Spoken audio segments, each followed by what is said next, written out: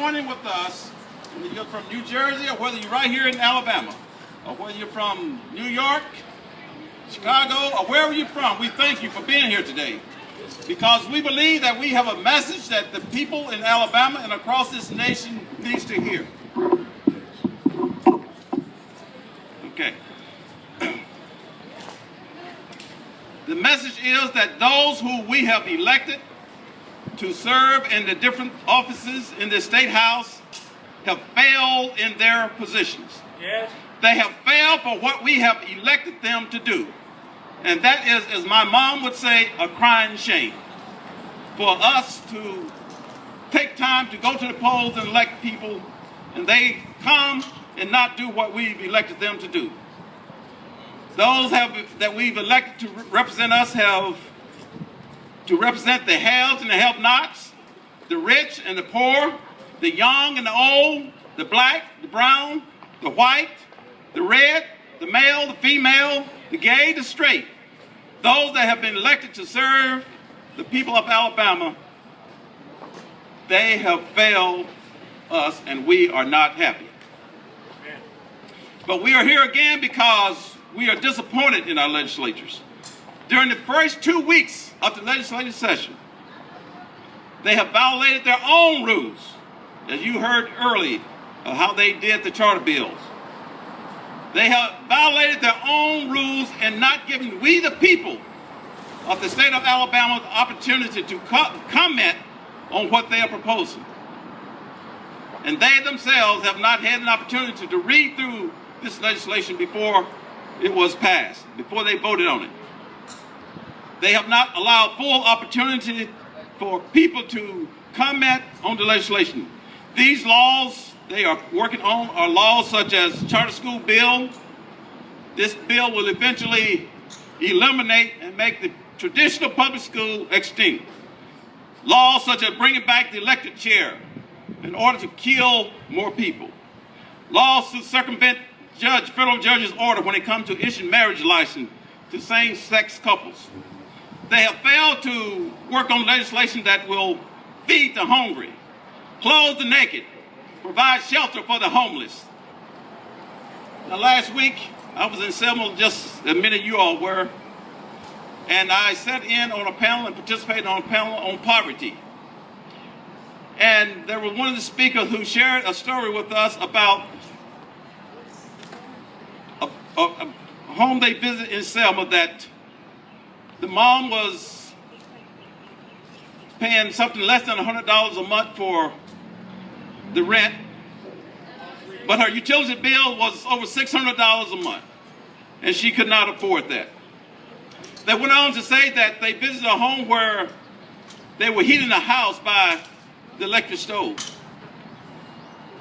They don't have money to pay for heating in the house.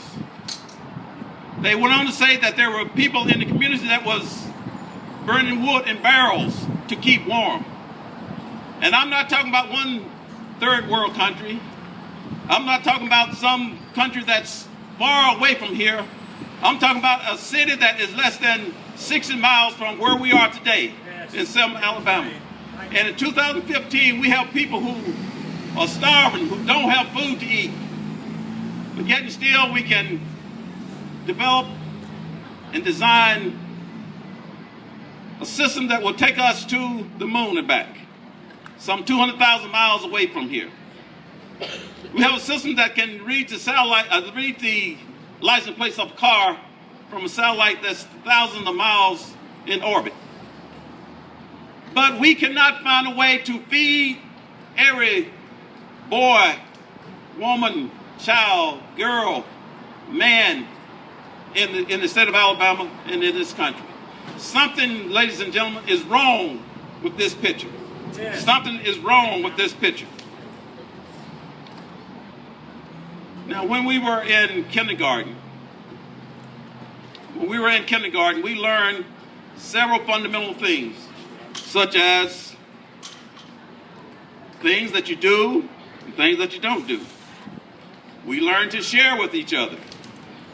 We learned to help each other, especially when we were crossing the street or something. We'd hold hands and You hold that hand tight because the teacher said, don't turn that hand loose.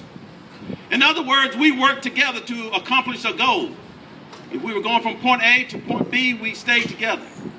But our legislature has decided to take a different path. They want to divide the legislature. They want to divide the state into the haves and have-nots. They want to divide the state into the good, the bad. They are not for the common person. They are not for all Alabamians. And so, if we look at what they have done in the first part of their session, they have not done anything that will improve the condition of you and I and the people who don't have a minimum wage job, the people who don't have food on the table.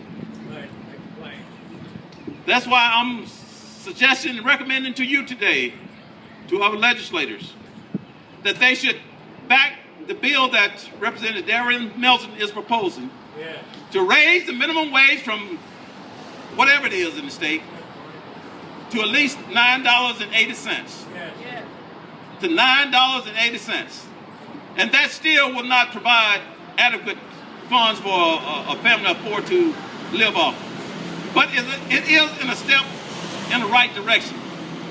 And it says to the people of Alabama that we are concerned about you. We feel your pain, and we have come to Alabama, we have come to Montgomery to approve legislation that's going to make you make your life better. So we want to join together with those in the legislature who are supporting these measures and others that we propose and that we support. We want you to call your senators, state senator, call your representative, and tell them we want a moral Alabama. A moral Alabama, an Alabama that is for the people of this state and not for those who have and those who have not. Thank you, and may God bless you, and may God bless Alabama.